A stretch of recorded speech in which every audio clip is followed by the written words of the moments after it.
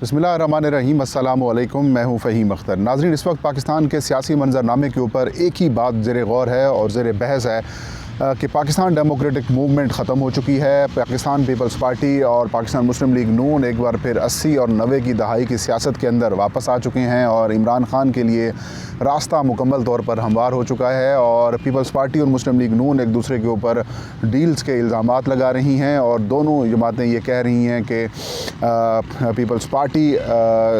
Party वाले कह रहे हैं कि मुस्लिम लीग नून ने PDM को नुकसान पहुँचाने के हवाले से बातें की या फिर उन्होंने इक़दामात किए और उन्होंने PDM को नुकसान पहुंचाया। और मुस्लिम लीग नून वाले कह रहे हैं कि पीपल्स पार्टी सिलेक्टेड हो चुकी है। यूसुफ रज़ा गिलानी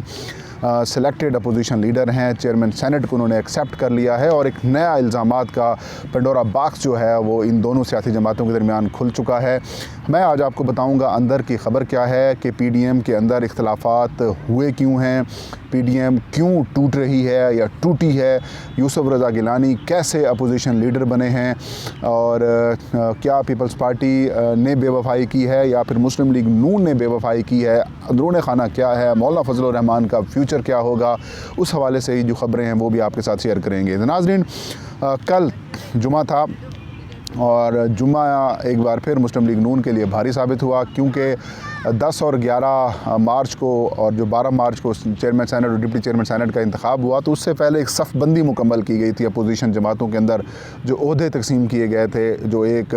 कह सकते हैं जो प्लान बनाया गया था इन सारी जमातों की जानिब से, वो ये था कि चेयरमैन सेनेट के लिए अपोजिशन के उम्मीदवार यूसुफ रज़ा गिलानी होंगे, पीपल्स पार्टी के पास ये ओहदा होगा। डिप्टी चेयरमैन सेनेट मौलाना फजलुर रहमान की तरफ से होंगे, यानी कि JUI के उम्मीदवार होंगे और अब्दुल गफूर हैदरी को ये ओहदे के लिए उम्मीदवार नामज़द किया गया और अपोजिशन लीडरशिप दी गई थी मुस्लिम लीग नून को। लेकिन पीपल्स पार्टी ये कह रही है कि अपोजिशन लीडर का जो ओहदा था वो हमने कहा इसके ऊपर बाद में हम मशावरत करेंगे जब इन दो ओहदों के ऊपर कंसल्टेशन मुकम्मल हो जाएगी। लेकिन पीपल्स पार्टी मुस्लिम लीग नून वाले ये बारहा कह रहे हैं कि उसी दिन ही अनाउंसमेंट हो गई थी, जबकि पीपल्स पार्टी वाले कह रहे हैं कि नहीं, ये ओहदा हमने बाद में तय करना था, पहले दो ओहदों के लिए इलेक्शन होना था, उसके बाद ये सारे मामला देखने थे। तो हुआ क्या, हुआ ये कि ना इनको चेयरमैन सेनेट का ओहदा मिला अपोजिशन को, ना डिप्टी चेयरमैन सेनेट का ओहदा मिला अपोजिशन को और ऐसा पाकिस्तान के सियासी हलकों में ये बात ज़ेरे बहस आना शुरू हो गई और ये लोग कहने लगे कि मुस्लिम लीग नून ने सबसे ज़्यादा गेन किया है इस सारे मामले में, क्योंकि मुस्लिम लीग नून का कोई चेयरमैन का भी उम्मीदवार नहीं था और डिप्टी चेयरमैन का भी उनका कोई उम्मीदवार नहीं था, तो अपोजिशन लीडर का ओहदा वो बासानी अपने पास हासिल कर लेंगे। लेकिन फिर ये हुआ कि यूसुफ रज़ा गिलानी बलूचिस्तान अवामी पार्टी के जो हिमायत याफ्ता सेनेटर्स थे और जो फाटा के सेनेटर्स थे, उनकी हिमायत से यूसुफ रज़ा गिलानी बासानी अपोजिशन लीडर का ओहदा उन्होंने हासिल कर लिया और मुस्लिम लीग नून हाथ मलती रह गई, JUI भी हाथ मलती रह गई और उसके हाथ में कुछ नहीं आया। अब इनके अंदर हुआ क्या है, आज बिलावल भुट्टो ज़रदारी ने भी प्रेस कॉन्फ्रेंस की और उसमें उन्होंने मशवरा दिया मुस्लिम लीग नून को कि आप ठंडा पानी पिएँ और लंबे लंबे सांस लें। मरीम नवाज़ ने नाम लिए बगैर सिलेक्टेड कह दिया और ये कहा कि अच्छा हुआ कि सफ़ बंदी हो गई है और अब तहरीक को पीपल्स पार्टी ने छोटे से ओहदे के लिए नुकसान पहुंचाया। अगर पीपल्स पार्टी को ये ओहदा चाहिए भी था तो नवाज़ शरीफ से बात करते, नवाज़ शरीफ उनको ये ओहदा दे देते। अंदर की ख़बर क्या है नाज़रीन, अंदर कुछ 3-4 किस्म के इशूज़ इनके पैदा हुए। पहला इशू ये था कि जब यूसुफ रज़ा गिलानी सेनेटर मुंतखब हुए तो उसके बाद मुस्लिम लीग नून की जानिब से, बल्कि पीपल्स पार्टी की जानिब से ये कहा गया कि अब हम पंजाब का रुख करेंगे और उस्मान बुज़दार को हम तब्दील कराएंगे। और ज़राए ये कह रहे हैं कि मुस्लिम लीग नून को, बिलखसूस मरीम नवाज़ को बिलावल भुट्टो ज़रदारी ने तैयार कर लिया था, मना लिया था कि हम आपको पंजाब में, क्योंकि आपके नंबर ज़्यादा हैं, लिहाजा वज़ारत आला हम आपको देते हैं। और पीपल्स पार्टी ने कुछ जो हमारे जो पावरफुल कॉरिडोर्स हैं या कह सकते हैं जो पाकिस्तान के जो पावरफुल हलके हैं एस्टेब्लिशमेंट के, उनके साथ उनकी डील भी इस हवाले से हो चुकी थी और काफ लीग इनके साथ थी और काफ लीग ने भी PTI के कुछ MPAs जो हैं, वो जो नाराज़ MPAs थे, वो भी तोड़ के पीपल्स पार्टी के साथ मिलाए हुए थे और एक प्लान एग्जीक्यूट होना था। और प्लान एग्जीक्यूट ये होता कि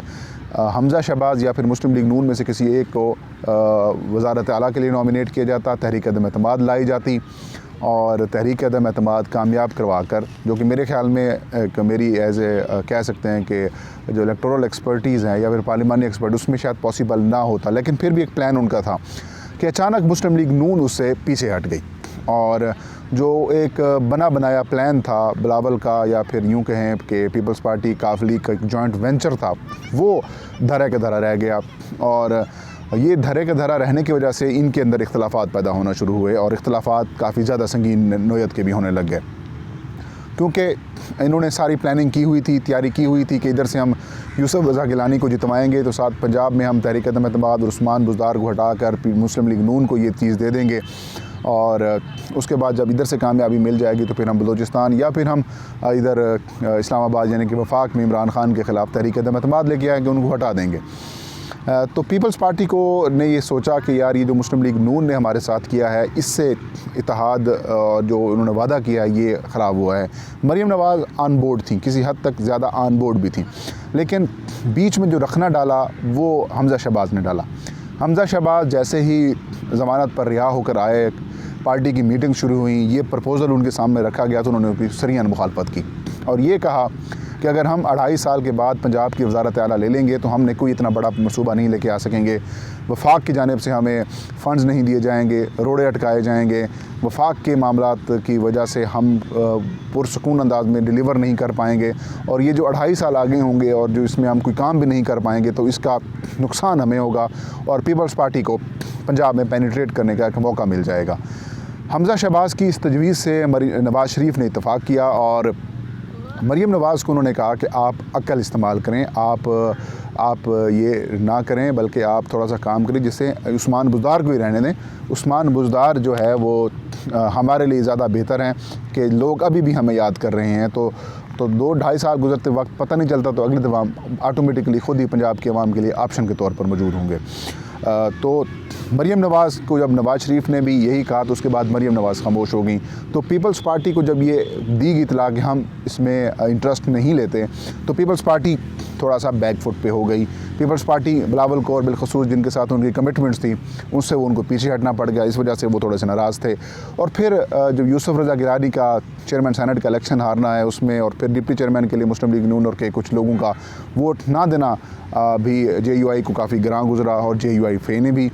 इस सारे प्रोसेस में थोड़ी सी खामोशी इख्तियार की, सुलह सफाई की कोशिशें की, लेकिन बात नहीं बनी। फिर एक बड़ी वजह लड़ाई की नाज़रीन आई, वो ये आई कि शायद पीपल्स पार्टी अपोजिशन लीडर के लिए मुस्लिम लीग नून को ओहदा देने के लिए तैयार भी हो जाती, लेकिन मुस्लिम लीग नून ने ज़िद लगाई कि आज़म नज़ीर तारड़ जो सेनेटर हैं उनको ही हम अपोजिशन लीडर बनाएंगे। तो इसके ऊपर कैटेगोरिकली जब मुस्लिम लीग नून की जानिब से ये कहा गया कि वही हमारे उम्मीदवार होंगे, तो इसके ऊपर पीपल्स पार्टी ने अपने रिजर्वेशंस का इज़हार किया। इंटरनली पब्लिकली TV चैनल्स के ऊपर या फिर किसी सोशल मीडिया के ऊपर कोई बात नहीं हुई, लेकिन अंदरून खाना ये पैगाम पहुंचाया गया कि अगर आपको निगोशिएट करते हैं, किसी और को अगर अपोजिशन लीडर का ओहदा देते हैं आज़म नज़ीर तारड़ के अलावा, तो फिर हम एक मुतफ़िका उम्मीदवार लेके आ सकते हैं। और बिलखसूस उस वक्त ये कोशिशें जो हैं वो ज़्यादा हुई जब यूसुफ रज़ा गिलानी की दरख्वास्त इस्लामाबाद हाई कोर्ट ने मुस्तरद कर दी और नाकाबिल समाअत करार दी। तब पीपल्स पार्टी ने थोड़ा सा नरम रवैया अपना शो किया और ये कहा कि अगर आप अपोजिशन लीडर का उम्मीदवार तब्दील करते हैं तो फिर हम आपको सपोर्ट कर सकते हैं, और उसके बाद तहरीक अदम एतमाद लेके आ जाएंगे संजरानी के ख़िलाफ़। लेकिन फिर मुस्लिम लीग नून डट गई, कहते हैं कि नहीं आज़म नज़ीर तारड़ ही आएंगे। तो फिर पीपल्स पार्टी ने कहा कि आज़म नज़ीर तारड़ को हम नहीं बनने देंगे, क्योंकि ये बीबी शहीद के ख़िलाफ़ जो मुलज़मान थे उनके ये वकील थे, तो इस वजह से हम इनको किसी तौर पर भी अपोजिशन लीडर एक्सेप्ट नहीं करेंगे। और उसके बाद आपने देखा सादिक संजरानी ने किरदार अदा किया, मौलाना फजलुर रहमान ने भी अंदरून खाना इनका साथ दिया, और यूसुफ रज़ा गिलानी एक बार फिर नहीं बल्कि अपोजिशन लीडर वो मुंतखब हो गए, और पीपल्स पार्टी ने ये ओहदा 3 साल के लिए अपने पास रख लिया, और जो बलूचिस्तान अवामी पार्टी के हमायत याफ्ता लोग थे वो भी अब इनके साथ मिल गए। तो अब इस सारी सिचुएशन के बाद मौलाना फजलुर रहमान को आप कहाँ देख रहे हैं, ये बड़ा सवाल है। मौलाना फजलुर रहमान ज़ाहिर है PDM से पीपल्स पार्टी आहिस्ता करके एक मामलात करके, जैसे वो कहते हैं कि जो उन्होंने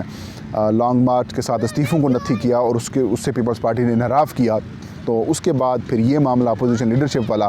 तो ऐसा महसूस हो रहा है कि peoples party Aahista Aahista PDM से निकल रही है, और अगर पीडीएम से ये निकल जाती है तो उसके बाद इस पीडीएम की कोई वक़्त नहीं रह जाएगी। और मौलाना फजलुर रहमान का मुस्तकबिल मैं वैसे ही देख रहा हूँ कि वैसे ही अगले 2-2.5 साल में यही इस तरह के इश्यूज़ करते रहेंगे, रोले रोप डालते रहेंगे।